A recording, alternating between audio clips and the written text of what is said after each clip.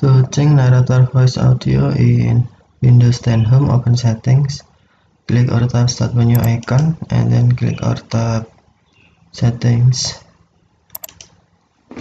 and then select Easy of Access, select Narrator,